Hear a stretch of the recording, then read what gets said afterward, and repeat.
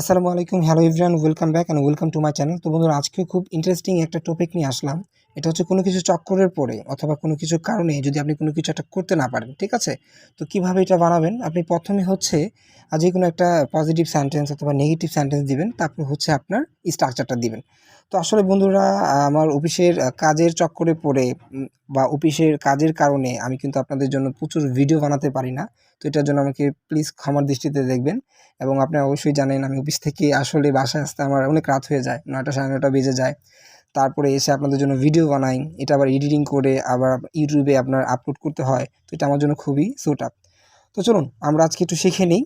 তো কোনো কিছু চক্করে পড়ে অথবা কোনো কিছুর কারণে যদি এটা আপনি অ্যাডভান্সভাবে বলতে চান, তাহলে আপনি বিকজ অফ এটা ব্যবহার করতে পারবেন।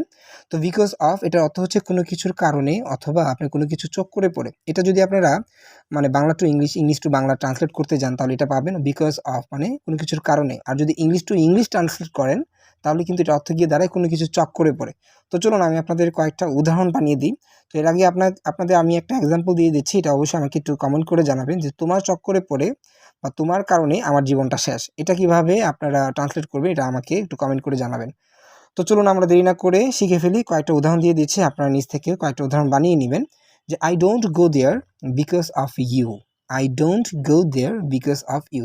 তোমার চক্করে পড়ে বা তোমার কারণে আমি সেখানে যাই নাই। I don't go there because of you. তোমার চক্করে পড়ে বা তোমার কারণে আমি সেখানে যাই নাই। তারপর বলতে পারেন যে he failed in the exam. He failed in the exam because of mobile. মানে মোবাইলের চক্করে পড়ে বা মোবাইলের কারণে সে পরীক্ষায় বিফল হয়েছিল বা সে পরীক্ষায় ফেল করেছিল, এভাবে বলতে পারেন। তারপর বলতে পারেন যে you will be ruined because of that girl. You will be ruined because of that girl, মানে ওই মেয়েটার চক্করে পড়ে বা ওই মেয়েটার কারণে সে কি তার জীবনটা কি ধ্বংস হয়ে যাবে, তার জীবনটা কি হয়ে যাবে, ধ্বংস হয়ে যাবে। তারপর বলতে পারেন ইউ উইল গেট মেড। তুমি পাগল হয়ে যাবে বিকজ অফ মানি।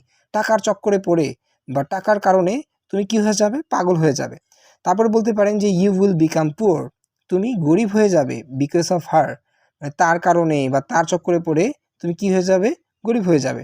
তারপর বলতে পারেন যে আমার বিষয়টাই বলি, I can't make a lot of video for you. I can't make a lot of video for you because of my office work. মানে আমার অফিসের কাজের চক্করে পড়ে বা আমার অফিসের কাজের কারণে আমি আপনাদের জন্য প্রচুর ভিডিও বানাতে পারি না।